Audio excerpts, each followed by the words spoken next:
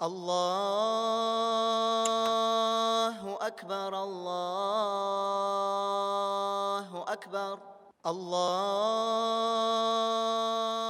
أكبر الله. بسم الله الصلاة والسلام على رسول الله وعلى آله وأصحابه ومن والاه. Альхамдулиллах, по милости Аллаха, мы собрались в доме Аллаха. То есть мечеть, место поклонения. Альхамдулиллах, только что мы с вами прочитали Айша намаз, с джамаатом. Пусть Аллах примет наше поклонение, пусть Аллах простит нам наши грехи, укрепит нас на этой религии. И, конечно же, пусть Аллах вернет нас к Нему, будучи мусульманами, со словами «Ла иляха илляллах, Мухаммад Расулуллах» и введет в райские сады Фирдаус. Иншаллах, начинаем лекции, которые будут проходить каждую среду. Вот также после Айша намаза, примерно где-то 30-40 минут. И эти лекции будут посвящены тафсиру Корана, то есть 30-й джуз. Почему я решил выбрать именно эту тему? Потому что многие задают вопрос. Многие задают вопрос в намазе, когда мы его читаем, а мы его читаем часто, так ведь, альхамдулилля, 5 раз в день, мысли куда-то уходят. То есть тяжело, иногда даже невозможно сосредоточиться. И попробуем во время намаза понимать, что мы читаем. Не просто, чтобы наш язык шевелился, наши губы шевелились, но чтобы наш мозг, наше сердце понимало, что мы читаем. И может быть тогда, иншаллах, все по милости Аллаха, да? Иншаллах, мы начнем понимать, и может быть тогда наши намазы, они изменятся в лучшую сторону. И, во-первых, хочу напомнить хадис пророка Мухаммада, саллаллаху алейхиссалям. Он говорит: «Ман гада иля масджиди», кто, говорит, пришел в мечеть, «ля юриду илля», и, говорит, не желает, кроме как «ятааллама хайран», изучить благое, «ау юаллимуху», или, говорит, обучить кому-то, «кана лаху ка аджрил хадж», будет, говорит, ему, как будто он совершил хадж. «Тамман хаджатуху», то есть полноценный хадж. Мы знаем, да? То есть можно хадж быстренько завершить. Фарзы только, а можно выполнять все сунны. И вот кто был в этих святых местах, пусть Аллах примет эти поклонения, он знает ценность и тяжесть этого поклонения. И Аллах никогда не обещает такую большую награду по каким-то пустякам. И то, что мы вот здесь собрались, то, что мы пришли в дом Аллаха, это Его милость. И мы должны, во-первых, благодарить Его за то, что Он нам дал такую возможность. И, конечно же, просить у Аллаха, чтобы Он нас укрепил на этом пути и дал возможность в дальнейшем продолжать это. Почему? Потому что, иншаллах, эти лекции будут один раз в неделю, 30-40 минут. А мы знаем, хадис пророка Мухаммада, саллаллаху алейхиссалям, маленькое дело, но если это будет продолжительным, то это намного лучше и любимее перед Аллахом, чем большое дело какое-то, но оно одноразовое. Пусть Аллах даст нам возможность чаще встречаться в Его домах. И сегодня первую лекцию я хочу посвятить не тафсиру, а как наши деды, наши предшественники довели до нас Слово Аллаха. Вот эта книга, как она до нас дошла. Да, Аллах в Коране говорит: «Инна нахну наззальна зикра, ва инна лаху лахафизун». Да, говорит, мы, говорит, не спаслали эту книгу, это напоминание. И мы, говорит, его сохраним до судного дня. Но через кого? Кому Аллах даст вот эту возможность? Кого Он наделит этой большой наградой? Это никому не известно. Это Аллах только знает. Но мы должны делать причины. И альхамдулилля, на сегодняшний день очень много возможностей. И смотрите, ниспосылание слов Аллаха. С чего началось? Первое, то, что мы знаем, Аллах ниспослал свои слова, это Лаухуль Махфуз, хранимая скрижаль. Это был первый этап. Это вот именно сразу было ниспослано туда. Вторым этапом это было ниспосылание из Лаухуль Махфуз иля Байтуль Изза, джумлятан вахидан. То есть из хранимой скрижали по приказу Аллаха его слова были ниспосланы на первое небо. Байтуль Изза.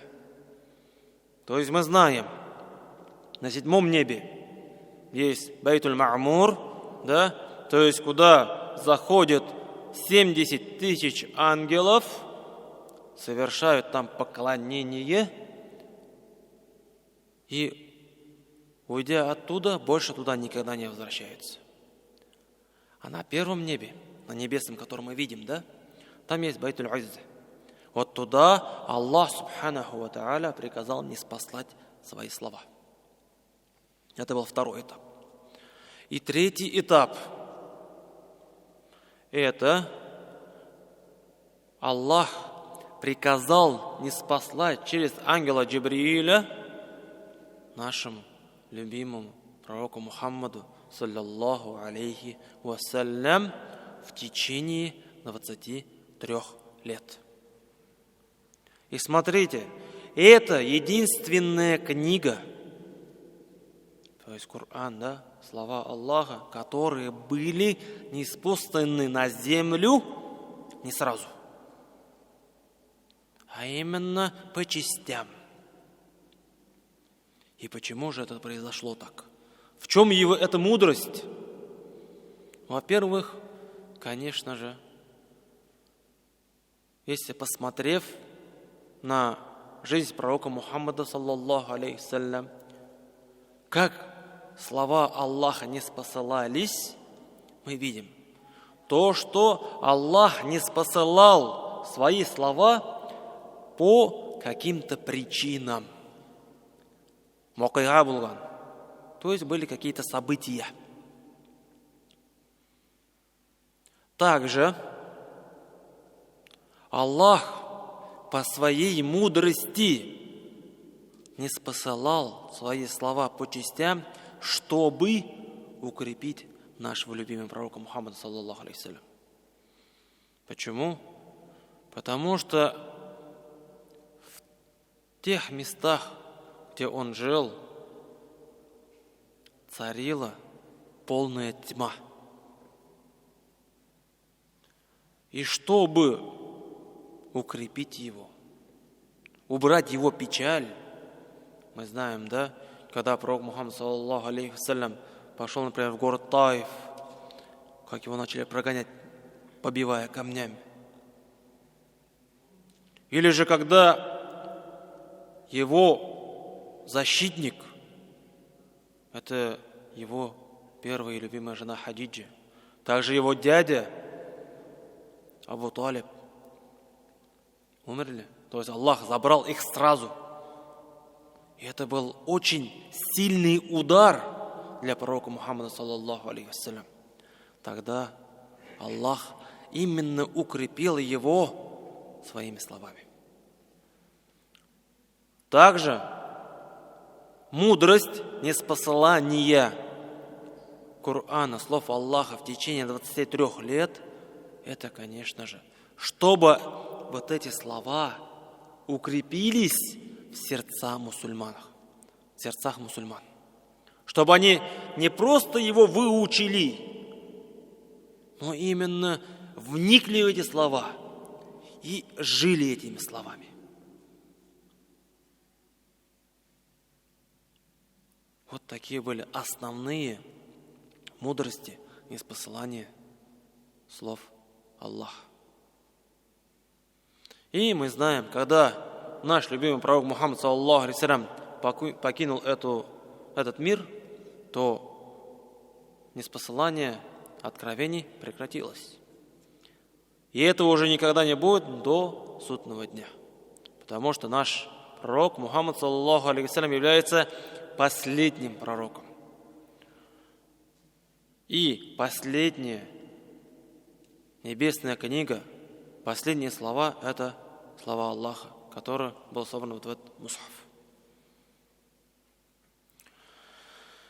И если посмотреть, какие старания проделали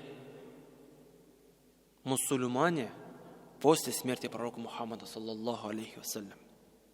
Мы знаем, во время правления Абу Бакра ас-Сиддика, да, это первый халиф, к нему приходит Умар. После битвы Ямама, где мусульмане противостояли против Мусайлима Каззаб, который объявил себя пророком. Но сахабы не понимали, что больше пророков не будет. Но несмотря на это, за ним последовало, за этим Мусайлимом, да, очень много людей. Но, альхамдулилля, Аллах, Он не оставляет мусульман. И Он дал мусульманам победу, но очень большой ценой. Вот в этой битве, которая произошла в 632 году по хиджре, в 632 году по миляде, да, по григорианскому календарю, умерло 1200 мусульман. Они стали шахидами. И многие из них были хуффаз, то есть они выучили Коран.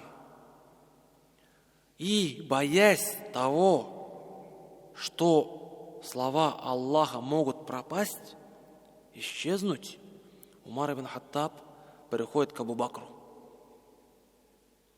и говорит: надо собрать.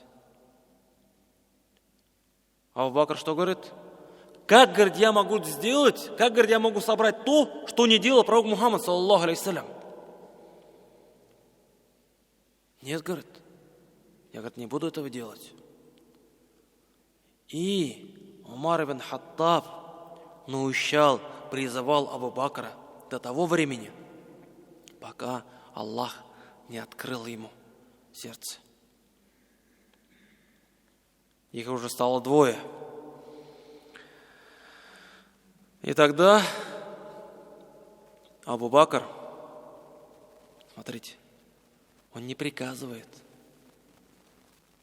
он призывает Зайд ибн Сабита собрать слова Аллаха. Почему? Потому что мы знаем, пророк Мухаммад саллаллаху алейхи вассалям сначала запрещал записывать. Почему? Чтобы не смешались слова Аллаха с его высказываниями.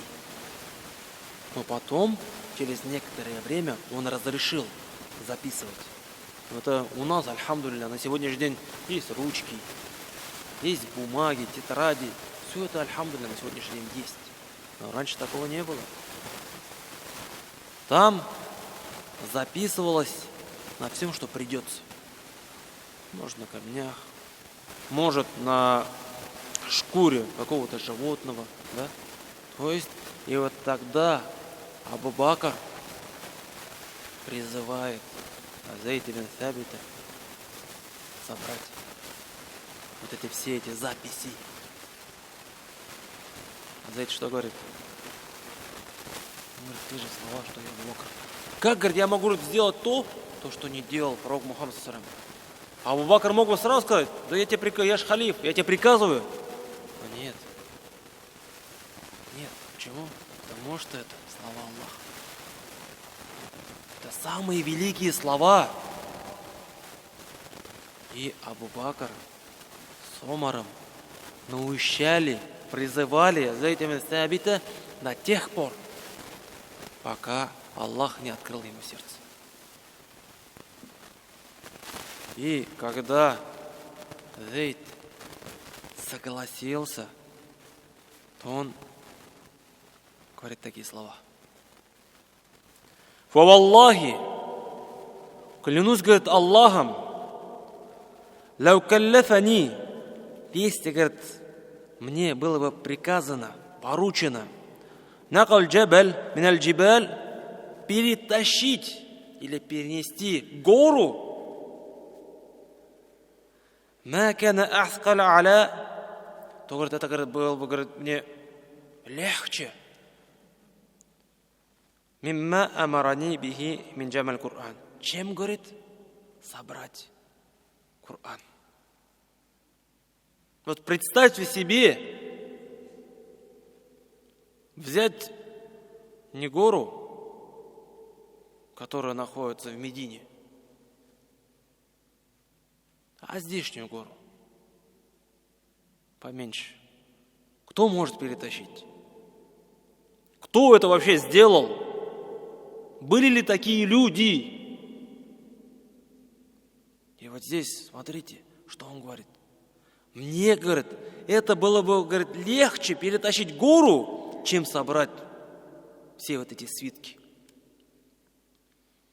Но несмотря на это, альхамдулилля, Аллах облегчил ему. Альхамдулилля. И почему именно Зайду, то есть Зайда попросил Абу Бакр, потому что он был писцом пророка Мухаммада саллаллаху алейхи вассалям, и он из его уст выучил Коран. Но несмотря на это, он со своих слов только не записал.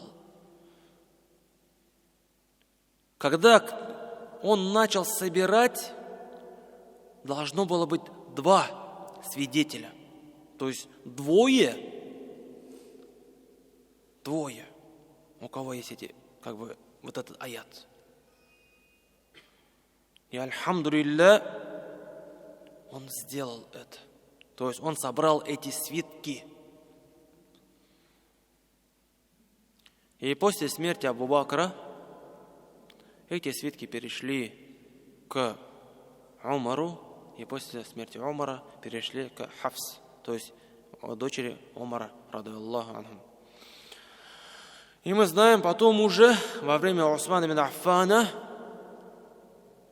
было вот эти свитки собраны в одну книгу, которую мы держим сегодня. То есть вот такие вот старания приложили наши предшественники. Но мы можем сказать то, что да, это же сахабы, которые видели пророка, которые воспитывались под его руководством. Да? На самом деле так. И нам до них очень-очень далеко. Но, когда я был в Медине, в музее Корана, да, то нам показали один мусхаф, который не написан и который не напечатан, а который вышит. То есть одна женщина, пакистанка, которая зовут Насим, да, она в течение 32 лет вышивала Коран полностью. Представьте себе. То есть она решила, то есть ей Аллах открыл сердце для этого занятия. И когда мы посмотрим на себя, какое наше отношение к словам Аллаха, как мы к Нему относимся, сколько мы держим Его. И бывает такое, когда мы забываем вот этот инструмент, то если даже мы вышли из дома, сели в машину и уехали, мы возвращаемся за ним. А какое место занимает в нашем сердце слова Аллаха? То есть мы должны разобраться в себе. То есть как мы возвеличиваем слова Аллаха. Как мы упорствуем в Его заучивании, чтении и понимании.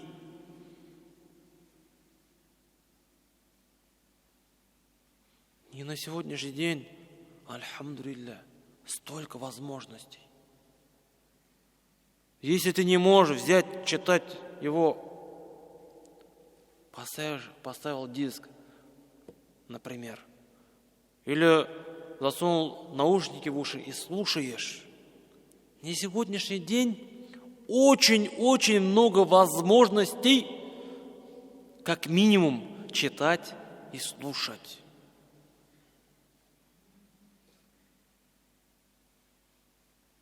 Но как мы это все используем? Да, кто-то может сказать, это уже взрослое поколение. Куда уж там? Это вот вы, молодежь, можете учить.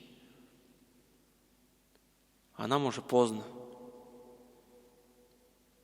А я скажу, нет, никому не поздно. Почему? Потому что Аллах облегчил заучивание Его слов. Это без сомнений. Да, может быть, для взрослого поколения заучивать более тяжелее, чем для молодого. Это возможно. Но то, что нереально выучить, такого не может быть. И простой пример. Когда задаешь вопрос, а вы телевизор смотрите? Многие отвечают, да. А какие сериалы идут? По первому, по второму каналу? Они на это тоже могут сказать ответ. Такой-то сериал, название сериала, такой-то сериал. Даже больше они скажут. То, что вот в этом сериале там такие-то персонажи, герои, в том-то сериале другие. На это память есть. А чтобы почитать, выучить буквы, выучить правила таджвида, выучить слова Аллаха, памяти нет, не может быть такого. Мы не должны заниматься самообманом. Мы это можем сделать, но, во-первых, да, только по милости Аллаха. Это без сомнений. Но во-вторых, мы должны разобраться в себе. Какое у меня желание и какое я старание проявляю в этом направлении.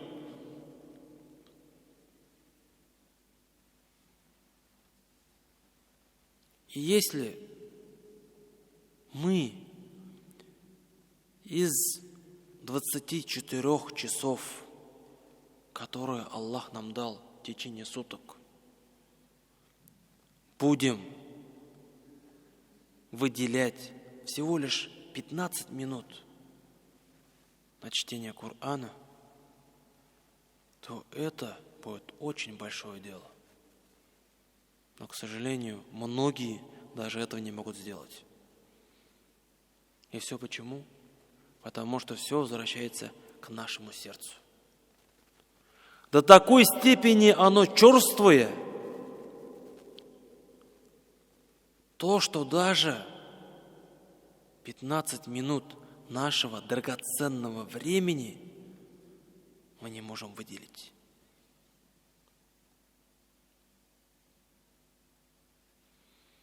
Из-за этого, братья, мы, мусульмане, Аллах нас наставил на истинный путь. Аллах нам дал самое большое богатство, которое у нас есть. Это наш иман. И вот этот иман, вот это наше сердце, оно нуждается в духовном питании. И сколько примеров для нас Аллах показывает. То, что некоторые приходят в ислам, поклоняются Аллаху, но через какое-то время Аллах переворачивает им ихнее сердце. Почему? Потому что ихнее сердце не получило должного питания. И наш любимый пророк Мухаммад, саллаллаху алейхи вассалям, который видел столько чудес, которому Аллах не спосылал откровения, несмотря на это, он делал дуа. Я мукаллимуль кулюб. О, переворачивающие сердца. Фаббит кальби. Укрепи мое сердце аля диник, на твоей религии. А мы? А мы что делаем? Неужели мы уже, читая пятикратный намаз и постимся месяц Рамадан, приготовили себе место в раю, получили вот этот гарантийный билет?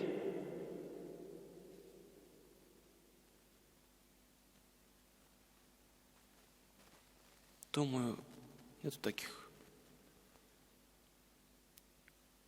Из-за этого, если мы сами себе не поможем,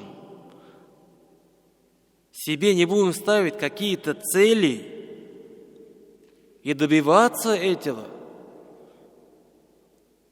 не проявим своего должного желания, старания и, конечно же, терпения, то тогда как может Аллах нам дать? Как нам Аллах может открыть? Но если мы хотя бы чуть-чуть будем стараться изучать, то тогда Аллах нам облегчит. Смотрите, Аллах нам что обещает? За каждую букву сколько? 10 благих дел. А в одной страничке сколько там этих букв? 500, может быть и больше. Давайте Как пророк Мухаммад, саллаллаху алейхи любил сравнивать, мы тоже сравним. Например, нам дадут книгу на китайском языке. Не английский, а китайский. Пусть будет более сложно. Там что написано? Не знаю. Там какие-то иероглифы, какие-то закорючки.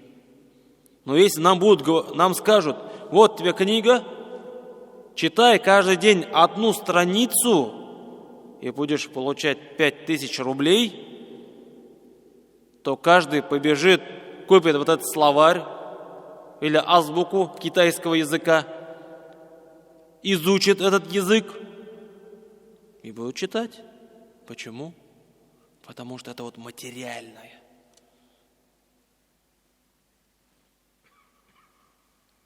А то, что Аллах нам обещает, то, что мы не видим, мы почему-то не стремимся к этому.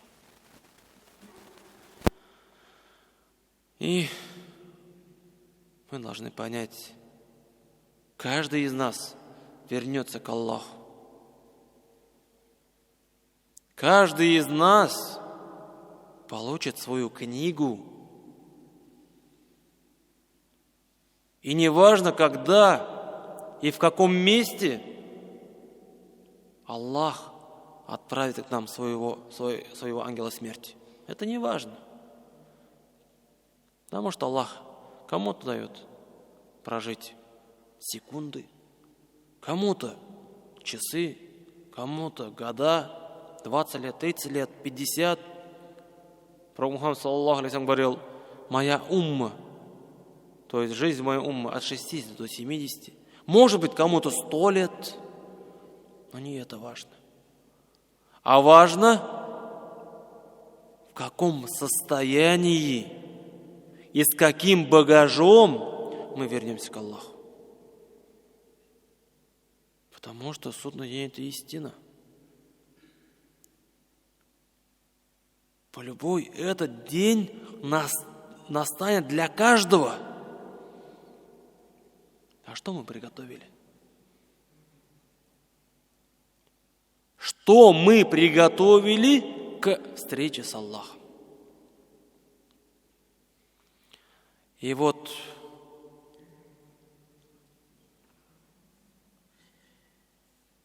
эти лекции, дай Аллах, если мы будем живы и сможем продолжать, может быть, помогут нам вот в этом пути. На этом сегодня вводный мой урок закончен. Иншаллах, с следующей недели попрошу вас приносить ручки, да, потому что начнем с суры Фатиха, и потом уже начнем с суры Нас. То есть будем на доске писать каждый аят, потом расписывать каждое слово, что это обозначает. Так мы, иншаллах, распишем всю суру и потом расскажем хадисы, высказывания пророка Мухаммада, саллаллаху алейхиссалям, связанные с этой сурой. Вот примерно такой у нас будет, иншаллах, способ, путь именно получения знаний. Субханаллах ва бихамдик, ашхаду ан ла иляха илля анта, астагфирука ва атубу илейх. Джазакумуллаху хайр.